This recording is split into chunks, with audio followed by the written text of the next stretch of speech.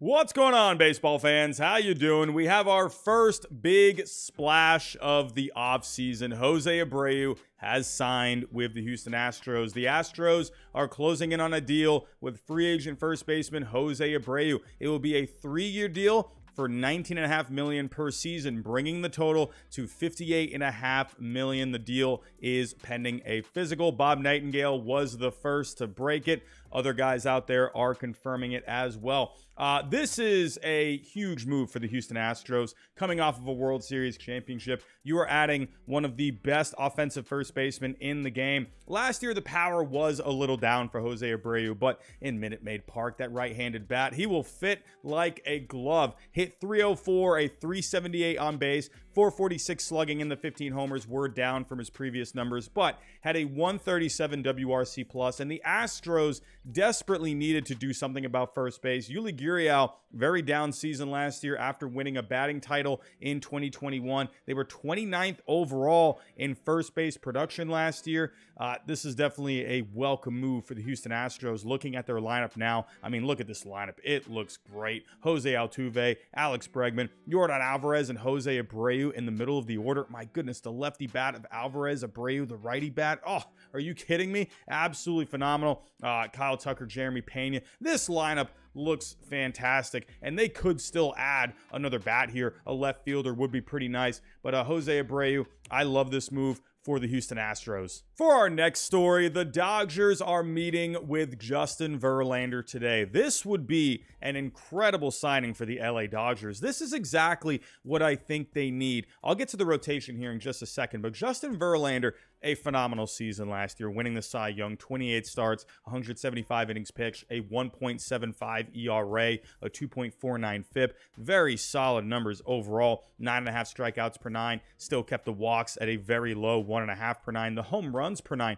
absolutely insane. Just a little over a half a home run per 9. Solid numbers from Justin Verlander. But I think this is exactly what the Dodgers need. I feel like they are lacking a clear number one in this rotation. Listen, I love Clayton Kershaw, but he's a question mark with his health. You never know when you're going to be able to count on him. I can't even think the last time he had a full season. Let's actually go look. The last time Clayton Kershaw had at least 30 starts in a season, you're going back to 2015. I mean, the most starts that he's had in a season since then was 28 in 2019. Justin Verlander, I think this is a guy that you need to bring in because Clayton Kershaw, while the numbers are great, you just can't count on him health-wise. Julio Urias, to me, the ERA was really low at a 2.16, but the advanced numbers were a little higher than that.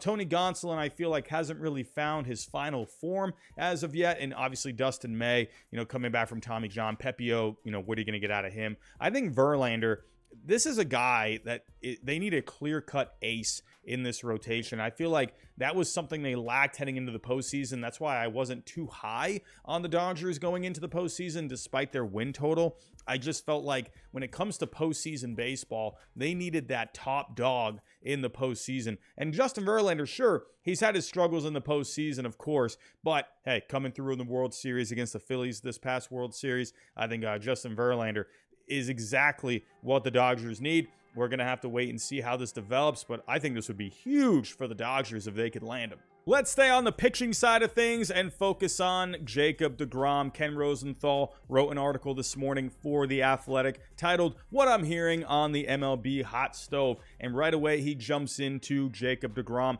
He points out first that the Rangers seem more confident in landing guys like Carlos Rodon and Kadai Senga, not so much Jacob deGrom. He is basically saying that the Mets seem to be in the driver's seat for him because a lot of teams, they either don't feel confident in signing him or he's just not really a fit elsewhere, especially financially for other teams, especially like the Atlanta Braves. The Mets have shown interest in Senga and Verlander, but deGrom appears to be their focus. It's tempting to ask, if not the Mets for deGrom, then who? I honestly think deGrom just needs to go back to the Mets. I mean, this guy is the best pitcher on the freaking planet when he's healthy. Keep Scherzer and deGrom together. Obviously, what those two are going to bring to the table. I think the Mets, they just need to just build that pitching depth a little bit more. What do you do with a Taijuan Walker? Do you let him walk? I don't know, but I think you got to keep Scherzer and deGrom intact because obviously the talent is just off the charts with those two. When you got a 1-2 punch like that in the postseason, sure, didn't really work out this postseason, but hey, the Mets are still a very good team. You have another postseason coming up this coming year. So I think if you keep those two together, you're only going to improve your chances of winning a World Series. And like I said, health has been an issue for Jacob deGrom. 11 starts this past year. He had a broken scapula or whatever the heck happened to him. But the numbers, phenomenal. 3.08 ERA, but a 2.13 FIP, 14 strikeouts per 9, a walk per 9, right around a home run per 9. That actually was up a little bit. But all of the advanced numbers with Jacob deGrom, they're still there. The velocity is still there. I think it was more, sure, he was giving up some home runs this past year, but I think that had more to do with him just getting into a groove again. I think, a full spring training, this guy, he's going to be absolutely off the charts if he's healthy. I think the Mets need to do what they got to do to keep deGrom in Queens. We might as well stick with pitching and talk about Nathan Eovaldi, another starting pitching free agent out there. Nathan Eovaldi coming off of a pretty up and down season, both with his numbers and his health. But him and Matt Strahm, don't forget about Matt Strahm, I'll talk about him in just a second, but they're drawing strong interest according to Rob Bradford of WEEI. Let's talk about Eovaldi here. Now, if you go back to the 2021 season, he was phenomenal. 32 starts, just under 200 innings pitched, 9.5 strikeouts per 9, under 2 walks per 9, under a home run per 9, was averaging 97 miles an hour with a fastball, 3.75 ERA, but a 2.79 FIP. I think just with Eovaldi, health was not on his side last year, so his velocity was a little down. He was just all over the place, but he didn't have a terrible season overall. 3.87 ERA. The FIP was definitely higher at a 4.30, but I think Eovaldi, get health back on his side, get a consistent spring training, get a consistent season, and I think a team can reap the benefits of someone like a Nathan Eovaldi. I got a few teams here. Everyone can use pitching, but a team like the Texas Rangers absolutely could use a starter here, with guys like, John Gray. You brought Perez back. You did bring in Oda Rizzi. You have Dane Dunning, but I feel like they need more beef in this starting rotation. I think Carlos Rodon is an obvious fit, but someone like Eovaldi, also who is from Texas, I think would be a great fit for them. We got the Arizona Diamondbacks. They really need some pitching, and I think they are on the cusp of breaking through. I think they could be a contender next year if they make a couple of pretty good signings, and I think Eovaldi could be really good. Zach Gallen finally broke through this past year. Merrill Kelly had a solid season, 200 innings pitched. I don't know about Madison Bumgarner. What do you do with him? I don't know, but as of right now, I think they need to add something here. I think Eovaldi would be a really nice addition. Or how about the Philadelphia Phillies? You got the connection with Dave Dombrowski there. I feel like they could use another starter here. Nola and Wheeler, those guys were awesome in the postseason. Ranger Suarez definitely had his good moments as well. But I feel like Nathan Eovaldi would be a really good number 3 in this rotation. And you got to have Suarez as your number 4, Bailey Falter as your number 5. I think that would be a really good 1 through 5. Now, let's focus on Matt Strahm. He had a pretty solid season for the Red Sox out of the bullpen last year. But the thing with Matt Strahm is he has shown a bit of a desire to try and be a starting pitcher next year. I mean, hey, what pitcher doesn't want to try and be a starting pitcher? These guys are getting paid left and right. They're getting paid the big bucks. But Matt Strahm, it seems like as of right now, teams, because the relief pitching market is so thin, especially on the left-handed side, Matt Strahm might actually be able to get himself a few big bucks simply just as a reliever. He had really good numbers last year, 3.83 ERA, 3.72 FIP, over 50 games, over 10 strikeouts per 9. The walks were pretty healthy for the most part, 3.5. Sure, those could go down a little bit. A home run per 9, but had good velocity out of the bullpen. I think he'd be a solid left-hander for any team's bullpen. If we take a look here at some teams, especially some contenders with their left-handed pitching last year, Washington obviously is not a contender. They were dead last, but a team like Toronto could use a lefty. I was just mentioning Arizona. They just need bullpen help any way they can. I think the Mariners could use someone like him. The White Sox, I mean, why not? Maybe just change your Sox. Could he just go back to Boston? I wouldn't mind that, but you did just bring in a Joely Rodriguez. There are teams out here that could use someone like a Matt Strahm. So we've been talking about Verlander and deGrom. Hey, can't forget about Eovaldi either. And for our last story, we might as well just focus on pitching. We've been going pitching heavy ever since talking about Jose Abreu, but the Baltimore Orioles, they are dabbling in the market for free agent starting pitchers and also cannot be ruled out on a trade for any starter who might be available. From the Brewers, Corbin Burnes, and Marlins, Pablo Lopez, to the Guardians, Zach Plesac, and Tigers, Tariq Skubal. This is in that same article that Ken Rosenthal wrote, the same one that we looked at earlier. And no surprise, for Rosenthal to be writing about this. In last night's show, if you haven't seen it, go check it out. But we did talk about last night that the Orioles were seeking multiple veteran starting pitchers. We named a couple of guys, Jamison Tyone being one of them. But don't be surprised if the Orioles jump into the trade market. Why? Because they got a ton of good prospects. I mean, Gunnar Henderson and Grayson Rodriguez, probably Jackson Holiday. Those guys aren't going anywhere. But let's put together a trade for someone like Corbin Burnes. Hey, the Brewers, they've shown before that they will trade guys that are getting closer to arbitration.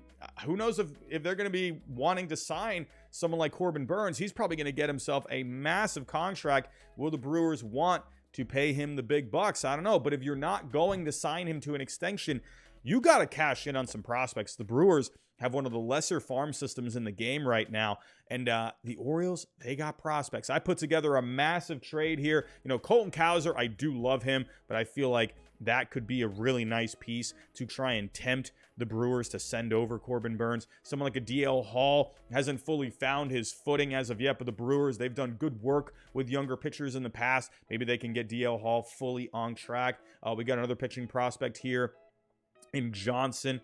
Seth Johnson, the number 10. They did just get him in a trade recently, but I don't know, maybe you could flip him over here to the Brewers or just take him out, maybe put another pitcher in there. I did put in Dean Kramer, a major league ready guy. Maybe the Brewers would want someone major league ready. And out of the Orioles starting pitchers, I think they would want to hang on to a Dean Kramer. But yeah, if you have a chance here to get Corbin Burnes, I mean, come on. And maybe you could take out Kramer. Maybe you can put in some prospects instead. And someone like a Jordan Westberg, who as of right now is their number 5. It would take a haul, so don't come at me in the comments saying, oh, there's no way they're giving up Colton Cowser or Jordan Westberg. If you want someone like Corbin Burnes, you're going to have to give up some beef, okay? Just saying. Corbin Burnes, he would be absolutely amazing for this Baltimore Orioles rotation. Especially, they're looking like they're on the cusp of competing. They were right there for a wild card spot. Corbin Burnes would be absolutely phenomenal. Now, let's say maybe Corbin Burnes is a little too expensive. Why not go after someone like a Pablo Lopez, who will be a bit more affordable? If we looked at this trade earlier, Corbin Burnes right under $80 million worth of value, while Pablo Lopez, you're looking at a little under 40. So definitely way more gettable, I think, than someone like Corbin Burnes. But in this trade, I have put in Westberg. I put in first base prospect Mayo, Kobe Mayo. He is their number 7. I've also included Johnson once again. I just put him in there for the numbers, but maybe you could switch him out for another pitcher, maybe like a Cade Povich or Drew Rom, something like that. I also included Anthony Santander. The Marlins, they are looking to add some bats. They could use an outfield bat. They need an upgrade out there. So maybe Santander could be a nice major league ready bat for them. Either way, I definitely agree with Ken Rosenthal that you can't count out the Baltimore Orioles when it comes to adding not just starting pitching on the free agent market, but on the trade market as well, because they have prospects. Now, will they go after someone like a Corbin Burnes? I don't know. I think that would just be huge if they ended up getting someone like him. As a Red Sox fan, I would cry myself to sleep every single time we had to go up against him. But in the end, I definitely think the Orioles are a prime candidate to go after someone on the trade market, especially on the pitching side. But let me know your thoughts down below on all the stories that I've covered in today's video. But that's all I have for right now. Thanks for watching, and I'll talk to you next time.